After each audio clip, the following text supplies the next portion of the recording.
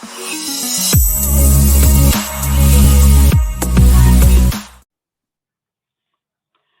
evening, everyone, and welcome to this Q&A with Katrina Nannestad and Mia Macrossan. I acknowledge that I'm hosting this event from the lands of the Jagera, Yugara and Yuggera people. I also acknowledge the traditional custodians of the various lands on which you all work today, and any Aboriginal and Torres Strait Islander people participating in this session. I pay my respects to elders past, present and emerging, and celebrate the diversity of Aboriginal peoples and their ongoing cultures and connections to the land and waters of our country.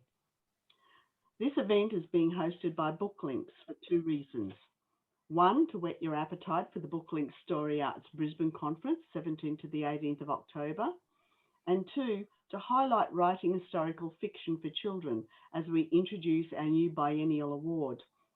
And a reminder that entries close at the end of February, but we've had a bumper crop of books coming in, so we're very happy about that.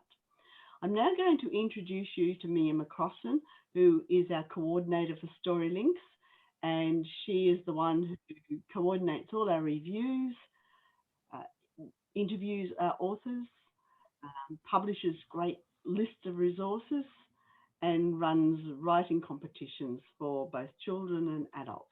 So over to you, Mia. Thank you. When you want the PowerPoint going. All right. I might do it now. Okay. Thank you, Jenny, and hello and welcome to everyone. Thank you for joining the conversation. Just a reminder, I think Jenny mentioned it. If you have any questions, please type them in the chat room and we'll try to have time at the end of the session.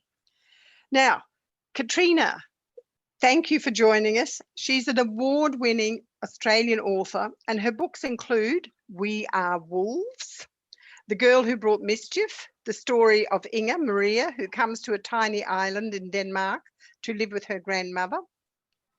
That one. The Girl, the Dog and the Writer series. It's about a best-selling but very absent-minded crime writer, and Freya, a shy and unusual child and a splendid dog.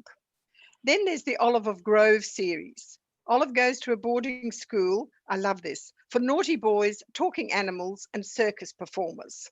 Expect the unexpected. There's no cover for that. And also the Red Dirt Diary series, the Lottie Perkins series and Bungaloo Creek. So you can tell that she's written a lot of books. Katrina grew up in country New South Wales in a neighbourhood stuffed full of happy children. Her adult years have been spent teaching, raising boys, pursuing her love of stories. She now lives in central Victoria. Now, my first question to Katrina, what made you a writer?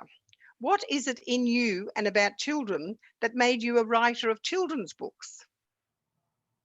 That's a really good question. I've heard lots of writers talk about their careers, and I think for most writers, their love of story and reading and writing began when they were small children. But I actually didn't like reading and I didn't really like books when I was a child. So my love of literature really start to my teenage years, and particularly when I had a fantastic teacher in year 11 and 12 for English literature, for English at school. And so much so that I went on to university to study literature. And then I became a school teacher. But my favourite time of every part of the day was sharing stories with children, whether it was picture books or whether it was a novel with older children. I just always loved that magic of story, that we could all dive into it together and escape into another world. And then when I had my own children, again, that was one of my favourite times of every day, was when we'd read books together and escape into another world. So I think it was probably about that stage when my children were tiny that I sort of thought I'd really like to try and create some of that story magic myself.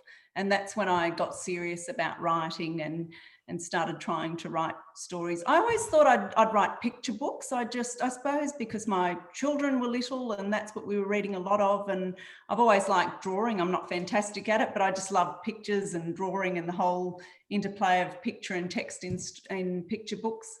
But I think I just always had too many words. I think you really, put the nail on the head there with calling it the magic of stories, and that's certainly evident in your books. We're going to Thank talk you. mainly this evening about We Are Wolves, which is her latest book. And just very quickly, it's set in the closing months of World War II in East Prussia. Now, I went and checked the whole geography of that area and the history of that. It's fascinating, but we don't have time for that. Anyway, it centers it on 3 children, Liesel, Otto, and baby Mia. Wonderful name for the baby. And they're lost and alone, trying to survive in an occupied war zone in a harsh winter. They have to adapt quickly. They become, in fact, Wolfskinder. Now, Katrina, I'm going to ask you, what are Wolfskinder? And what prompted you to write about them? Well, at the end of the war, as you've just said, in East Prussia, there were many, many German children who were left orphaned and lost and alone, as there are in any war conflict. But in East Prussia, these children were left on their own, surviving on their own, thousands of them, sometimes for years after the war. And they did whatever they could do to survive. So they ended up really living wild, scavenging, stealing, raiding farms. Some of them were street urchins in the cities, but many of them lived in the forests, lived wild in the forests to survive. And so they later on became known as the Wolfskinder, or the wolf children, because they spent time in the forests and because they really lived wild to survive. They weren't called Wolfskinder at the time, but after the war, and now they're known as the Wolfskinder. Yes. And sorry, Mia, I forgot what the second half of that question was. Well, it's just what prompted you to write about them? What made you, you came across this somewhere and you thought, is this a good story or? Yes, absolutely. I had never heard of the Wolfskinder until a couple of years ago. And I was at the point where I was ready to write a new book. I'd come to the end of the series, The Girl, the Dog and the Writer, and I was looking for my next big thing. And as I was looking online for quite a different story that I'd heard about, I came across an article in a newspaper about the Wolfskinder, and I'd never heard of them before. So I read on, and as you do, I disappeared down the rabbit hole of the internet. Kept following links because I'd never heard of these children before, and I was absolutely fascinated. I was fascinated, first of all, that these children could survive in really hostile situations where adults actually died, but also I was amazed that I'd never heard of these children before, because it was such an incredible story, such incredible stories behind all this. I think the movie is waiting to happen.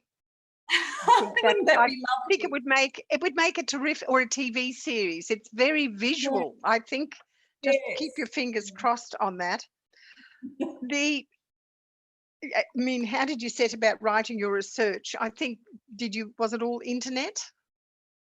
Oh, most of it was internet, yes. I really like using books, and I still am very old-fashioned with books, and I like books because I scribble all through them and underline them and highlight them. But as soon as I started researching for the story, I was struck with how little there was actually about the Wolfskinder. So part of it, because many of them actually went to Lithuania after the war, where food was more abundant, and Lithuania by that stage was under rule of the Russians, and the Lithuanians were forbidden to help any German people, even little Germans, even little children. So when people did help these children, they had to forego their German identity, because the families who helped them were under threat of deportation to Siberia if they did help any Germans. That's extraordinary. It's horrific. So it's quite a different situation from where children are orphaned amongst their own people, like further west Germany after the war. So these people who were a Wolfskinder, they had to forego their names, their language, their identity. They had to take new names. Many of them never ever went to school because they couldn't safely go to school without being revealed as Germans. So they lived in fear of being discovered as Germans. And so it wasn't until after the Soviet Union fell and the Russians were gone that many of these people were brave enough to talk about the fact that they were German. And so, of course, by that stage, they were old people. They were, by the 90s, many of them were elderly.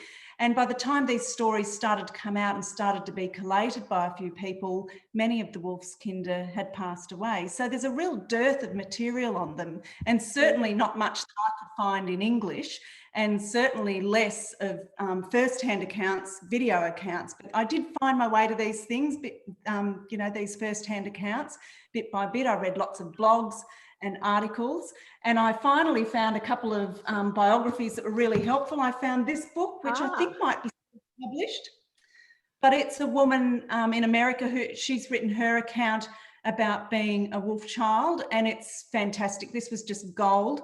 And I also found this little account, this woman who wrote this tiny little humble account. She self-published this too. She was a child refugee, but a lot of the things that happened in her life were quite common to the characters in my book, so that helped. But once I ran out of all the information I could find on the Wolfskinder, then I started searching more widely. I read the whole history around, not the whole history, I read lots of history books around East Prussia and what happened when the Red Army marched in, and all the different things about the geography and the food and the climate. Well, and the geography is just amazing. The creation of the Polish corridor, you know, at the end of World War I, isolating East Prussia from the rest of Germany. I thought that's a crazy thing to do, but I don't think we have time to go into that history.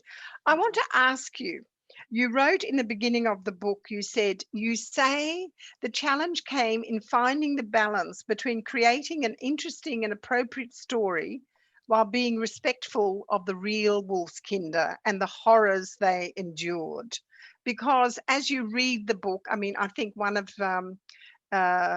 my last Tuesday book club people described it as harrowing, you know, even and you think for children, you know, we're adults, and I know when I was reading it, I kept thinking, yes, but I think maybe a lot worse things might have happened.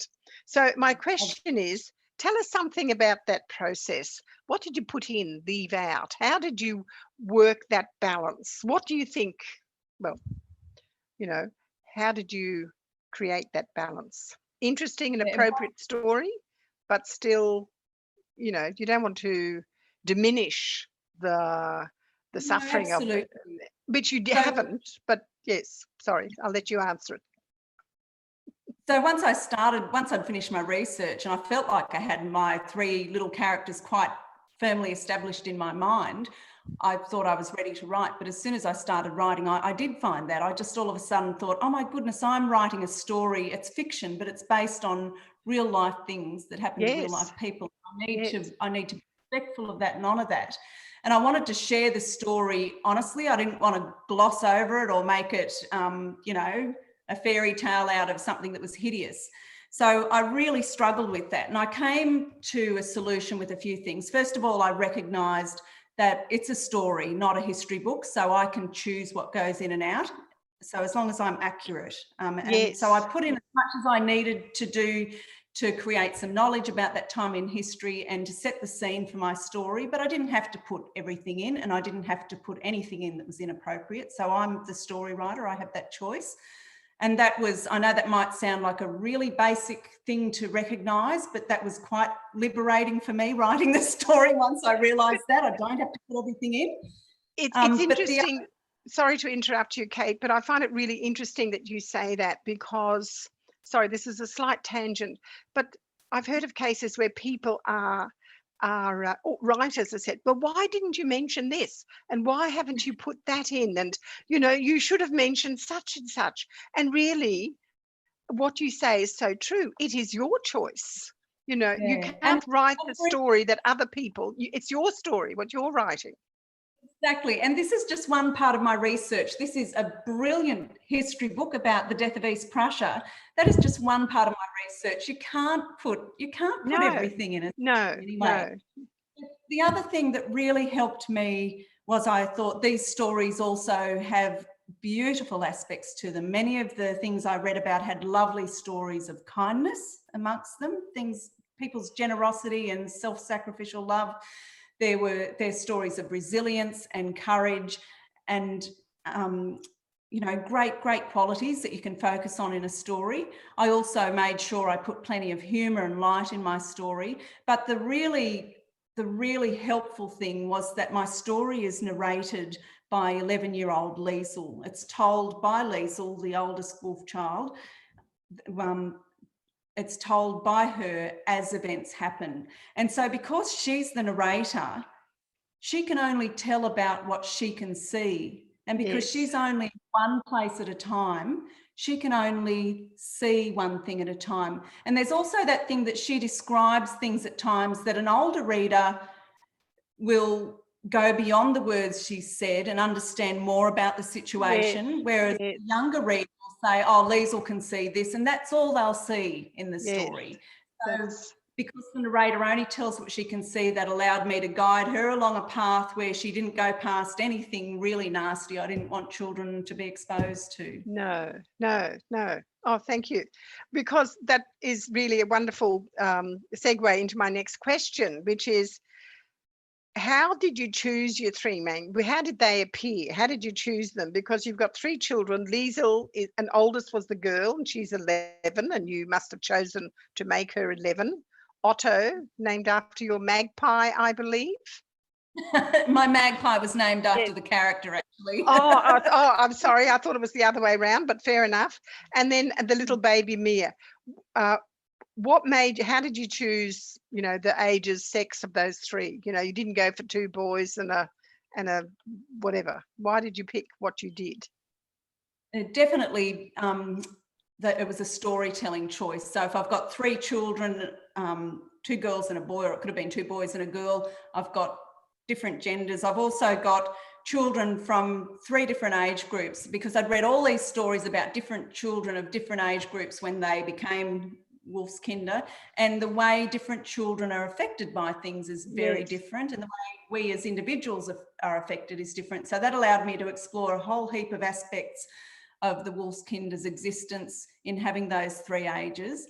But Liesl particularly was a conscious choice for her to be 11, because I think most children want to read about characters their age or older. So I didn't want her to be too old, because I didn't want, there's a whole heap of stuff went on in the war that I didn't want. It would be unrealistic if Liesl didn't experience some terrible things if she was much older.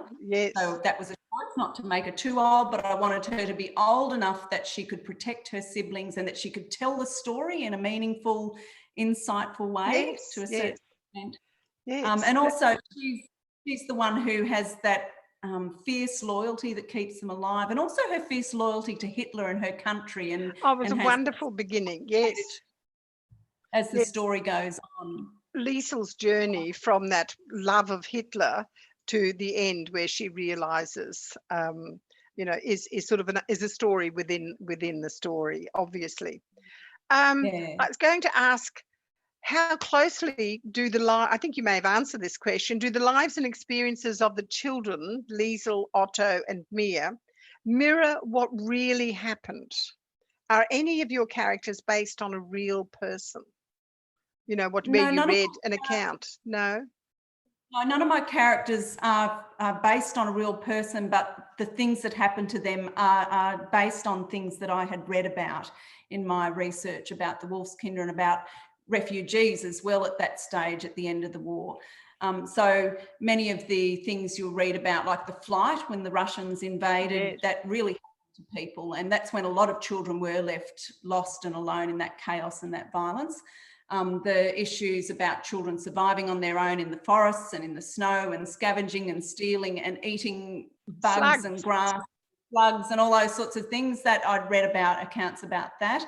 I'd read lots of accounts about other people who weren't necessarily orphaned or children too, surviving under those famine conditions in post-war East Prussia, but also the whole thing about the interaction with the Russians. The Russians did catch children. Sometimes they were kind, sometimes they were absolutely wicked. Some children, older children, would have been sent to Russia as slaves as reparation for, Stalin considered human slaves as included in the reparations after the war. Amazing. Were taken to orphanages. All these things happened. I read about all these stories. So I feel that I've tried to base Liesl and Otto and Mia's story on possible things and similar things to which I've read about. it's as I said before, it makes for harrowing reading in a way, but you do get this sense that it's all true. I'm going to go to the ask you one question. I'll ask you that plot question later. The first section of the book, Proud Wolves, and part of the Hunted Wolves, is an unflinching, it's inexorable account of loss. Those children lose their father, they lose their grandparents, they lose their home, they lose their place, and as I said, part of their family. They lose their sense, that there is no more normal order of things. It's all totally changed and become alien and frightening. But throughout it all, Liesl clings to hope, to a staunch belief in and love of her family. So I was going to say, I mean, it's a bit of an obvious question, really. How important is that whole family in the novel? The fact this is, I suppose it's a kind of plot thing, isn't it? Keeping them together. So yes, and I think family is absolutely key to the story, because the really key thing about the Wolfskinder is that they are children surviving alone in a world without supportive adults. And for children of that age, normally they would be with a mother or a father, hopefully both, but in wartime, usually not. But they would have family or some sort of adult who would step into that family role, who would take care of them. And in the situation of the Wolfskinder and my three little characters, they are without adults. And there's actually one point in the story where something terrible happens, and Liesl's thinking, where are the adults when we need them? And she tells herself, that's stupid. We've needed grown-ups and a mum and a dad all the way along, but we haven't had it. So family's key there. But it's also key in that little family unit that Mia and Liesl and Otto have. And Liesl's just fierce in her protection and her love of her siblings to keep them together, because she's promised her mother that she will. And also there's all these other families that form along the way to take the place, really. So we have the Russian soldiers who become really lovely friends. Alexei and Dmitri really step into that family role for them. They also have the other children in the forest. Carl and Bruno and Joseph become a family unit together, really. And then they do family when they go to Lithuania. So family is so key in the story, but ultimately Mia and Liesl and Otto want their own family back. So they do. Draw all the time too, this struggle between, we've got this new family, but that's not really where things should be for us. You have some lovely moments in the book where you call them blobs, where they have the group hugs, and they're the different people within the blob, but that's, as you say, they're forming their different families. There's a telling illustration in the section called Wild Wolves. I don't know what's happened to my PowerPoint, but I'm just going to hold this up. I don't know if people remember it. And I just thought this was incredible. It shows the children small, vulnerable, in a stark landscape of huge trees. Oh, there it is. Well, that's it. Now, the three meet other lost children, and each one has their own sad story, but the encounters are full of life and humour. Now, James Maloney said of your book, you foster hope and even humour out of the struggle to survive. How important is, I think you have a lot of humour in all your stories, but in this one, I think it's very, well, how important do you think it is? And how did you put it in there? How did you get humour out of those dreadful situations? Well, I made a conscious choice to put humour in, because I think humour keeps the light and the life in a story. And this is a really sad story in a lot of places, but I didn't want it to become really depressing and really, a drag on kids so they wouldn't want to go on. And I didn't want them to read the story and be a basket case afterwards. So I think humour is a really great way to lift a story and to keep those moments of light in a story. And I think for me, that I brought that in partly through my characters. So I've got characters with quirks, and that was part of my choice too, to have a younger boy in Otto and a little baby. Otto, yes. Because Otto is incredibly impulsive. He just spouts off. He curses Hitler at really inappropriate, dangerous stages, but that's actually quite funny at times, the things he says and when he says it. And Mia too brings that humour and that sweetness in, because she's a little baby and she's got this thing where she always rubs food in her hair and she says funny things when she's learning to talk. And all the way along, I've got quirky characters. And I think that's realistic, because I think as humans, we use humour and laughter and those lighter moments to cope, even in the depth of tragedy, don't we? I think you're absolutely right. That's how they cope. And I suppose that's how the reader copes. You're helping the reader cope with the situation that you're describing. And certainly I did put in humorous episodes too, not just with the characters, but things that were built around humour, with things that went wrong, or for instance, the bike riding episode with the Russian soldiers.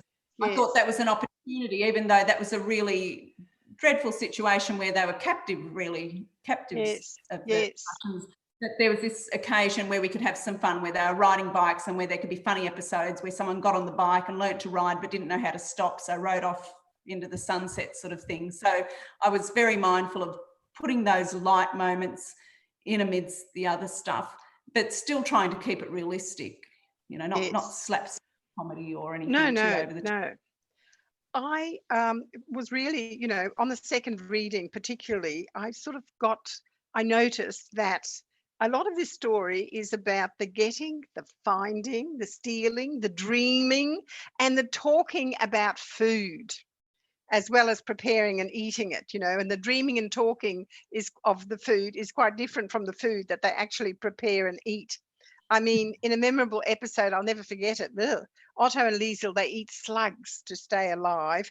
And Liesel says, the hunger is always there. It's a monster clawing at our bellies, excuse me, nagging, sometimes howling.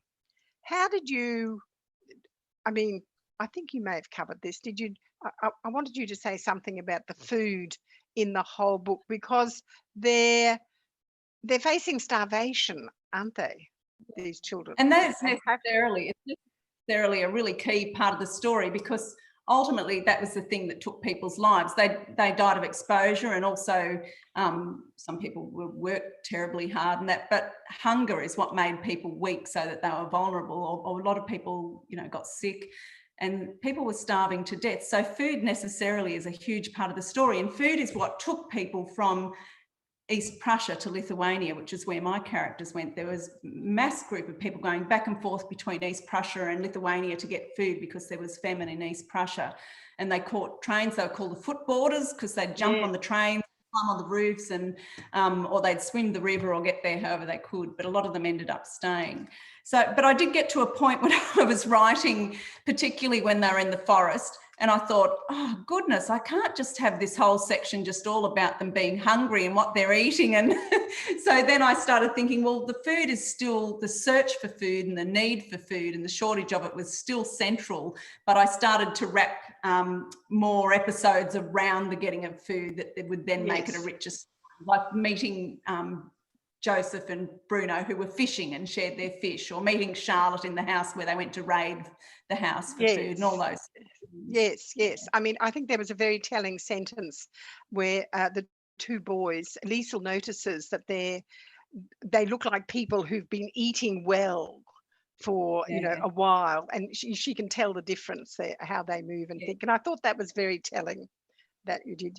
Now, my next question, it's more of a statement really, because again, it's about I think the whole novel is a very rich, it's got a lot of atmosphere, it has, it's very sensory, you know, that you feel the hunger, you feel the cold, you feel the terror, but it's also, there are sounds and tastes, and we've talked about them, and smells, and particularly smells. You mentioned how the kids get rather stinky, which I think makes sense. But there was I found that quite emotional in right in the beginning of the book, where Liesel notices that her dad, her papa, smells of soap, of schnapps and nutmeg, and something new because he's going away, something bitter like pickled onions. Papa smells of sorrow. So what were you thinking when you were writing that? Sorry, that's a difficult question maybe. It is Difficult question, and sometimes you don't remember, but I do remember I reworked that line over and over again. I had something else there as the smell of bitterness that I went and sniffed in my kitchen and thought, no, that's not really bitter. I wanted to have this thing that it was a physical grief for them to be Yes. separated from their father. They'd had a fairly sheltered war, in effect. East Prussia had a fairly sheltered war until the August of 1944, Yes. because they weren't bombed until Königsberg was bombed in 1944, and they had more food than the rest of Germany. But all of a sudden, their dad's being sent away. So this is sort of the start of big change for them. It is. I wanted it to show that Papa was having this physical change, this gut-wrenching physical response to leaving his family, and that Liesl would mark something different about him. And I always think, like, when you hug someone you love, everyone you love's got a special smell, whether it's their cologne or their shampoo, or if it's your husband who's been in the garden and he's got a certain sweaty smell, whatever it is, we've all got those familiar smells of our home, Yes. our loved one. Yes, yes. And No, I when thought I'm writing, I always think of all of the senses, but I do really live in my story while I'm writing it, and I always try to think, well, what are they smelling? What are they seeing? What are they hearing? And which of those things is going to be most telling at this start of the story, at this point in the story? so. This is a. So do you rewrite? How much do you rewrite? How many drafts? Well, I rewrite as I go along. I'm a really slow writer, so that by the time I get to the end of a story, the story's pretty much the way I want it to be. So I'll put it away for a while and then come back to it, and I might make some small changes, but I can't write on if I'm not happy with a sentence or a word even. I need to fix it up. And I think too, because I feel like everything I write at one stage is going to inform what happens all through the story. And if I change something back, it's going to change everything. So I write and rewrite over and over again as I go along. I might write a chapter and then rewrite it. I might write a sentence and rewrite it 20 times. Just depends on how well things are flowing or how I'm feeling. Right, that sounds fantastic. Next, the children's lives are always precarious. Each day is uncertain. Each person they meet can be a friend or a foe. Charlotte is very interesting in that regard. She's a very interesting character. Now, I see one of the strengths of this novel is how you show that people from all sides, anyone, can be decent and humane or cruel and horrible. So again, that adds that extra level of uncertainty to the three protagonists, you know. Liesl gradually develops an understanding of these differences. How did you approach this aspect of writing about people at war? I mean, it's obvious that, you know, I mean, you've got good Russians and bad Russians, you've got good Germans and bad Germans. It's not totally polarized. How and why did you do that? Well, because I believe that real life's like that. And I think it's really easy for us to label people. And I think until recent years, you know, we've probably lived with that thing after World War II, that certain nations were bad and certain nations were good, and certainly certain nations were the aggressors, and there were a lot of people who did a lot of bad things, but there were also a lot of people who didn't have a choice, and children particularly don't have a choice. And I think on both sides of any conflict, there are people who do good and there are people who do bad, and there are those who get swept up in things and then realise later this isn't really what we should be doing. So I think it's real life. And one of the things I really wanted to make clear in my story to young readers was that war isn't black and white, that we don't have goodies and baddies and winners and losers and heroes and villains, that in fact everyone loses when there's a war. Even the people who start it and the people who believe in it initially, everyone loses. It's just horrific. And the more you read about any conflict, the more you see that it just damages everyone. Even people who are so-called the victors, they're damaged anyway. And I suppose that's one of the big things I wanted to come out of the story. It's interesting because Liesl in the beginning is so pro-Hitler, and the grandfather is not, and Otto is not. But Liesl has this shiny, dare I say, black and white view of her world is like that, and then she goes through this experience and is changed. Now, there's a point where I make the point that she was born the year Hitler came into power, so her whole life has been with Hitler in power. Very interesting. Gone there, or has someone else come on? Or Genevieve, yeah. Oh, sorry, I got funny sound. I just I make the point at some stage in the book that Liesl was born when Hitler came into power, and so her whole life she has been indoctrinated about Nazism and how brilliant Germany is and how wonderful Hitler is. Her whole schooling has been under that sort of banner of you know, Hitler being our beloved leader, and we're going to have victory and we're bringing good to the world. And so it's quite reasonable that she feels that way by the time she's 11.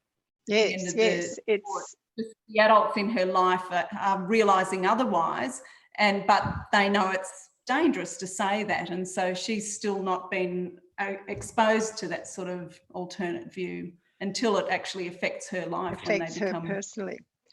Susan Gervais, she called We Are Wolves. She said it's a timely novel.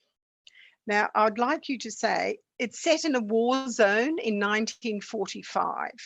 In what way would you say this book is timely in 2021? I'd hope that it's timely because of the issues it deals with. I think the whole thing about intolerance and hatred of one group towards another, that's an age-old thing, isn't it? And we see that very much today with hatred in war zones, but also in our own country, hatred and fear of people who might be coming from another country because they've lost everything there, or we see that in, you know, I'd like to, you know, point the finger at Donald Trump and his intolerance, but that we can't really say it's just him. We've all got intolerance in our countries, haven't we? Yes. And I think the thing that I hope I've said in my story, put forward in my story, is that kindness is the better way, and that you can't really judge people by what everyone else is saying or by what seems to be going on the surface, because there's a whole heap of other complex stuff going on and stuff you're being told that's not true. And so the safer way is to be kind and to be loving. And it's kindness and love from a number of people who were in effect Liesl and Otto and Mia's enemies that actually helped them to survive for a lot of the story. Yes, it did. It did. I'm reminded again, there is a picture in the book, in your book, where they're just leaving home and they've got all their goods on this. It's always sort of large scale. The people are always very small, and there they are. They've got that lovely horse whose name I've forgotten. They're all piled up on the cart, and that picture really resonated with me because, one, I've seen real pictures of people in World War II with their stuff in a handcart, and they're just lines and lines of them. But we do see it now as well. There are people, refugees. I mean, they're taking slightly different modes of transport, but that is, you know, I thought it was very perceptive of Suzanne Gervais to say it was timely, because people say that historical novels, you know, they're about history, but they're possibly about history, but they're always about today, aren't they? Well, that's what I think anyway. They're always history's always about today too, isn't it? Yes. History is part of what happened and why it happened, and making a connection between that and now. And stories are about making connection between the stories and our own lives, aren't they? So that's right. Yes, stories and made up. You'll find the connection. I don't think it's possible to write any story set in any time without also consciously or unconsciously writing about your own time. Mm-hmm. So that brings me to, are there any themes we have 5 minutes, then I have to leave it open to questions. So are there any themes in this book, I think we've sort of covered this, that are especially important to you? And you have mentioned family and hope. Why did you pick them and not others? I mean, you know, you've obviously done a lot of things. What would you like? Sorry, I was going to say, talking about the things, what would you like children to take away from reading the novel? Well, I certainly would like them to take away that understanding that war was never a good thing for anyone. You know, I think that's a really key thing. I'd like them to take away an understanding of how powerful kindness and love is. Now, you know, that sounds a bit hippyish when I talk about the power of love, but love changes lives and it changes the world. And even if someone's love and kindness changes one life, that's really powerful and significant, isn't it? So I've made that kind of love a really key part of the story that I hope children will recognise. I also dealt at times and with rules about, and I'd like children to really consider, I hope they consider in reading the story, that there are good rules and there are bad rules. And obviously in Germany, there were bad rules that many people followed to the world's detriment, and that it's okay if there are bad rules that you disobey them. And also that at times it's even okay to break the good rules when there's really extreme circumstances. I'd like that to be an understanding that children bring away. Yes, that they Liesl gets very conscience stricken when she's stealing. She has to steal. Yes. You know, there is a lot of guilt. Yeah, and there's that first episode where Mama gets a blanket from a box that's been abandoned by the school. Yes, yes. That's stealing, and her Opa says they're okay. There are times when it's okay to steal, and everything's different now. The rules are different. Yes. And I do.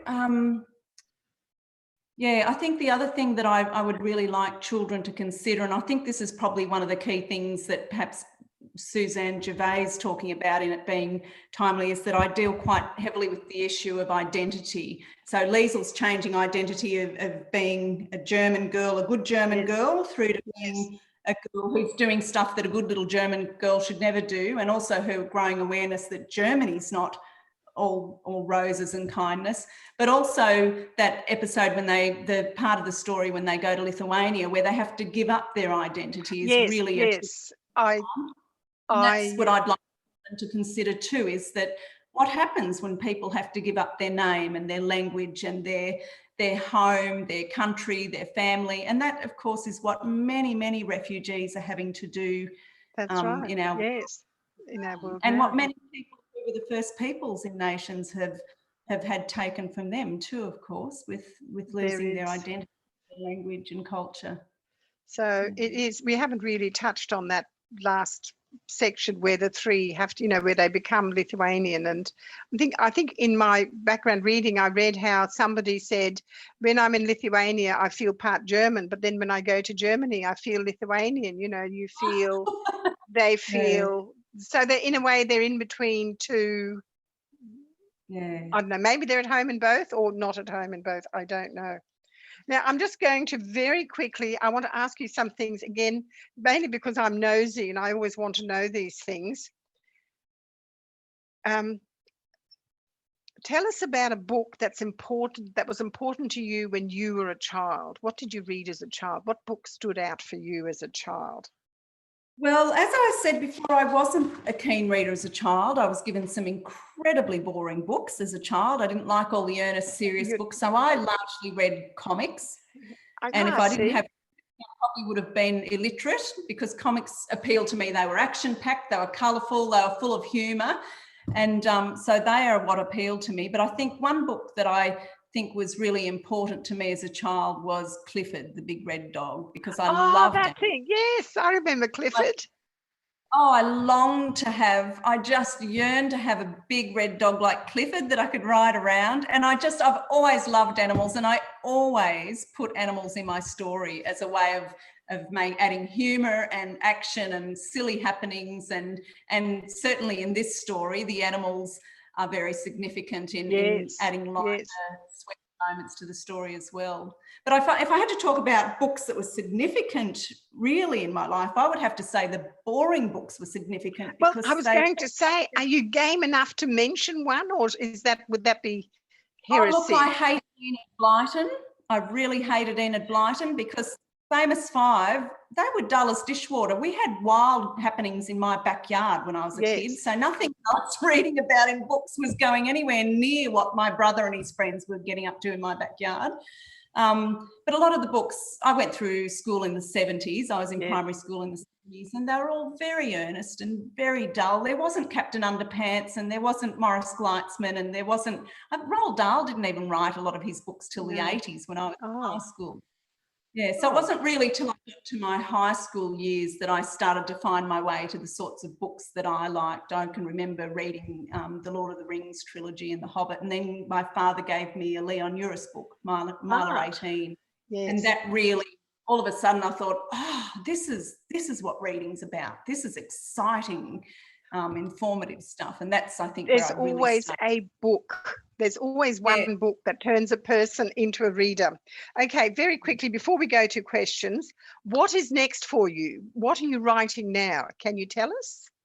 Yes, absolutely. I have a few things on the go at the moment. I'm currently writing a series for younger readers, for about 7 to 10-year-olds, a fun, light, happy series called The Travelling Bookshop. And I'm editing book 1, which will be out in August, and I'm writing book 2, which will be out next March. And so that's a bookshop that's going, it's an old wooden caravan pulled by a horse, and the Cohen family who runs that bookshop let Flossie the horse take them where they will, to the right spot where the right book needs to reach the right person, which is just what we've been talking about, isn't it? Can you tell me where it's set? Because your books range all over the world. Yes, the first place they go to is Holland, so the Netherlands. So the first one's set in the Netherlands. And then the other thing I've been working on for a long time that I'm about to start editing is my next historical novel, which is a story set in World War II, but from the other side, from the Russian side. And it's about a little child soldier who serves with the Red Army. So it's quite a different... Fabulous, yes. I really look forward to that. Well, so that'll be out in November. November. The title? You've got a title for it? Yes, it's called Rabbit Soldier, Angel Thief. Rabbit Soldier. Look out for that, folks. Now, I'm going to hand over to Jenny or whoever's going to do the chat session questions, because we've got 10 minutes left for questions. Thank you, Katrina, for answering all my questions. I've been indulged. It's been wonderful. I can just say, sorry, I haven't even looked at the questions, and I've just seen here the response to the comics. I presume the Me Too. Who's the Me Too for the comics? That was me. That was me. Yeah, and my favourite comics were always Donald Duck comics and Scrooge. No, I was into fandoms and Supermans and stuff like that. Oh no, I really like the Disney, the good old fashioned Disney with the silliness and the naughtiness of Huey, Dewey and Louie, and Okay, it's a bit hard for me to pluck those questions out of the chat room. So maybe the people who want to ask a question, could you just put up your hand, and then you'll go to the top of the queue. No, put up your hand. Yeah, Danielle's the first hand up. Danielle, unmute yourself and ask your question. Hi, Katrina. I just wanted to ask, I just loved your novel, and I thought it was just almost flawless in its creation, and I wondered if there was a special technique or tool that you used to develop your plot, or how you went about developing your plot. I usually have a similar process, but this one was quite a bit different because I had so much research to do. So it started really with my research and focusing first on the Wolfskinder. And as I read those individual stories, I started to think about who my little characters would be. And I started to think it would be good to have 3 characters. So those little characters, Liesl, Mia and Otto, started to form in my mind.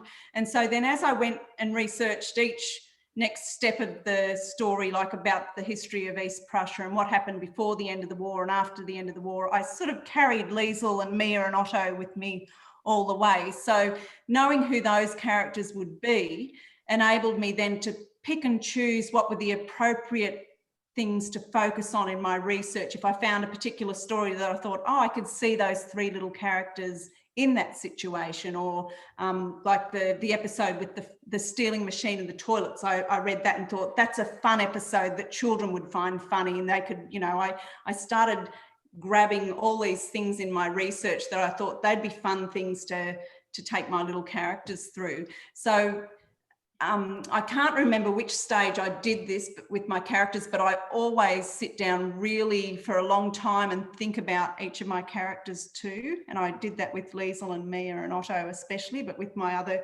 characters in the story, where I just put papers out everywhere and I just start writing notes about them all over, what they wear, what they love, what they hate, what their favourite food is.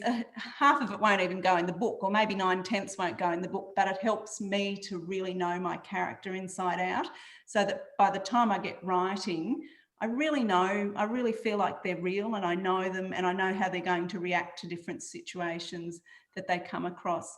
So certainly the research, but also carrying my key characters through the research means that everything comes back to them and the Wolfskinder that I'd read about, which should be core to a good novel. I think good characters are core to it. So yeah, but I can't emphasize how much I really need to know my characters before I get writing to make it easy to write. And So occasionally I get writing. Sorry. I was just going to say, I mean, are you a plotter or a pantser then? You sound more like a plotter. Definitely a plotter, yeah. And part of that has come about because I've had to, because once I'd write stuff and send it in, and sometimes it'd be accepted, sometimes it'd be rejected. And at one stage I sent in a novel and a second novel, and they said, oh, can you do a third in this series? And I said, can I send you the idea first? Because I didn't want to write the whole novel and have it rejected. And they said, yeah, of course you can. I didn't know you could actually send in an idea. And because I always get my contracts now based on a synopsis and a you know, opening chapter ideas, and I've had to learn to plot very carefully. But now I think I wouldn't want to do it any other way, because I have a fairly good idea of my story by the time I get writing. Yeah, but the characters for me are key. And sometimes, I was going to say, Jenny, if I get writing and I haven't got a good idea in my mind what my characters are like, I stop, and I just can't go on. So I stop and I start doing those notes again. I start thinking more closely, who are they? I need to get to know them better before I can take them further on this story that I'm writing. Does that make sense? Yeah, totally. Thanks, Kate. Okay, Anna, over to you. Unmute yourself. All right, thanks, Jenny. Oh, amazing book, but it was hard to read it, as the beginning in particular. And now with what you just said, how you feel your characters are real, how you get to know them. Do you get emotionally attached? Was it very hard to write those really big tragedies that they were going through? That scene where they have to leave the grandparents, that broke my heart. How was that for you? The short answer is yes. I get very emotionally attached to my characters. Even in my comical books, I get sad when I have to leave a character behind when I'm finished writing a book or a series. But I did find it very hard. And I must say, I didn't feel particularly emotionally well by the end of this story, because I think I'd read so many sad stories, and I think I carried all the real stories I'd read with me and with Mia and Liesl and Otto. So I did get really emotionally involved. And I must say, even now, because I'm working on other books, when I have a chat like this, I often refresh my memory with a few of the stories about the real Wolfskinder and that, and I don't sleep that night. I just, they're very disturbing. And so if any of you are teachers, don't send your students looking for stories. There's horrific stories, and there's one story, I'll start crying as I talk about it, but they're terrible stories. But there's one documentary I watched that I cannot unwatch, but I wish I could. But yes, I do get very emotionally involved, but I think that really helps me with the writing process. I know some writers don't feel that, and that's how they work. But for me, I live the story, and I live with my characters, and I don't know how to do it any other way. So yeah, but lots of people do it another way. It's just the way it works for me. Thank you. Sorry, I lowered the hand on the wrong person. I think Jen is next. As in me, Jen? Yes. Cool. Hi, Kate. I was actually wondering about the dastardly character of Charlotte, and I guess just how she emerged. I had these lovely characters, like I loved Lieselotto and Mia, and then Carl came along, and he was obviously had been involved in this horrific situation, but he was a nice boy. He was a nice, caring boy. Even Joseph and Bruno are really nice kids, despite all the hideous stuff they've been through. And I just thought it's not realistic that children wouldn't be damaged. And of course, I feel like all my characters to some extent or another are damaged, but I thought I needed to show a child in there who was more damaged, I suppose. And so Charlotte was just so selfish. And I think that's quite realistic. Adults and children become very selfish in those survival situations. So I suppose that was part of me wanting to show another aspect of the Wolfskinders' lives and the damage it did to them. And that's why I chose a number of the children. It was realistic too, because the Wolfskinders sometimes did band together in groups to survive, but also it enabled me to sort of explore yet another aspect of the Wolfskinders' lives and how they were affected. It was interesting. I did a Zoom chat with a few different book clubs through a bookshop in Kyneton just before Christmas. And I had a grade 4, 5 and 6, and the grade 6 children spoke about Charlotte, but they really understood why Charlotte was so hideous. And the grade 4 group got talking about Charlotte and they just hated her. They just talked on and on and on about how much they hated her and how could she do that, and which was great. I was still really excited because I'd created this emotional response to her. But I think too that shows that different ages will dip into the story at a different level of understanding, which is the beauty of story, isn't it? We all dip in at the point where we're ready to take it and understand it. And I think having spoken to children, those children in the bookshops, book club, and spoken to adults who've read the story, I think adults in effect are even more traumatised by the story because they really see what's going on beyond what's being told in the narrative, and they think beyond the end of the story too. I know a friend of mine read it and she just said, I couldn't stop thinking about Mia and thinking, oh my goodness, is she going to be damaged for life, being, lacking nutrition at that age? So I think we all read it and understand it at different levels too. We've got 2 more questions to try to get in. Next one from Jess.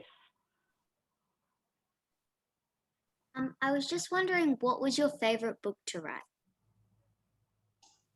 Oh, that's really hard because I really enjoy every book as I'm writing it.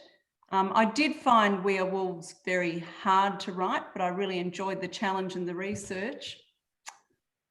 I think probably Oliver Groves, if I had to just do it, just off the top of my head, because it's very funny and I had a lot of fun with the wordplay and the crazy characters.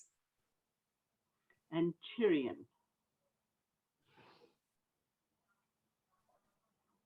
Hi. Yeah, I found it a bit hard to read the book too. I had to put it aside, and I actually haven't finished because I just found it so upsetting. But I did really love it. And I was interested to hear the children's reaction you were just talking about.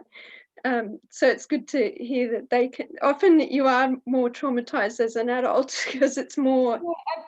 Absolutely. And I'm hoping, and that's that thing of having my narrator, Liesel, being 11, that she only really can explain what's apparent to an 11-year-old. So, and children who have a little bit more knowledge will go beyond that. But as adults, we have a world of historical knowledge and knowledge of human nature and the atrocities that went on around those situations at the end of the war, which I think we baggage into it all too. But yeah, I'm hoping children won't be traumatized by it. So far that's not been my feedback, but adults it has been. And my publisher actually, who's a wonderful publisher and wouldn't have gone ahead with it, I suppose, if she thought it was too horrific. She had, her little girl was the same age as Mia when she was reading it, and she said she was it was during COVID lockdown and the kids were in different rooms and she was in her son's room trying to read the story, and she said she was sobbing so hard that she woke her son up, and he kept on telling her to be quiet because he had to go to sleep and go to school in the morning. So yeah, it is. Yeah, I understand what you're saying, and I'm just hoping I'm not traumatizing the world with my story. I think kids should read, a story like this at some stage in their life, at least one. But I actually wanted to ask a question about your series of the girl, the dog, and the writer, because I just finished that about a month ago and really loved it. I thought it even got better as it went. But I couldn't get a sense of time when it was set. I thought it could have been set at a really broad sort of, like, not even sure what decade, and I just wondered what. And also it was really funny with what the dog ate, but I was also really concerned as well, and wondered why you never had it go to the vet, especially after the jewelry. And I was just wondering, like, I was a bit concerned about how kids might think their dog can eat anything. I think kids are smarter than we often give them credit for, and distinguishing between the world of story and reality, hopefully. But yeah, the timelessness thing, that's a deliberate choice on my part. It's really modern day. Obviously, we have radio and we have cars, but I deliberately chose not to have technology in the story, and I don't usually include technology because I think that nowadays dates really quickly, for starters, but also I just think it makes a story unfold in a better way, and particularly with a mystery. If you have it so if you have a mobile phone and someone gets locked in a cupboard or chased by baddies, they can just ring the police or ring a friend to come and help them. So I really didn't want technology to be a part of it, but I also made it clear that Tobias was an old-fashioned guy, so it could be modern time, and it's just that he was choosing not to have that technology in his life. But I think it's really, if you want your stories to be timeless, I suppose, you need to think about what's going to date really quickly when you're writing a story for children too. So often slang, you can use some slang and colloquialisms, but nothing too cutting edge, I think. If you want it to be timeless, or it'll lose its meaning altogether for kids, perhaps. And technology is something that I'm scared of, because I think I'm never up to date with kids, and also it just will, by the time your book comes out, sure enough, something will have changed. Okay, thanks very much, Kate and Mia. We've just tipped over the 8 o'clock mark, so it's very well timed, and I think it's been a really enlightening session, and that we were all very engrossed in it. I'll be interested to go back and relook at it again once we have all the recordings done. So thank you everyone for coming and supporting Book Links and paying to come, so that we can pay our authors, which is much appreciated from everyone, I think. So thank you. I'll stop the recording now.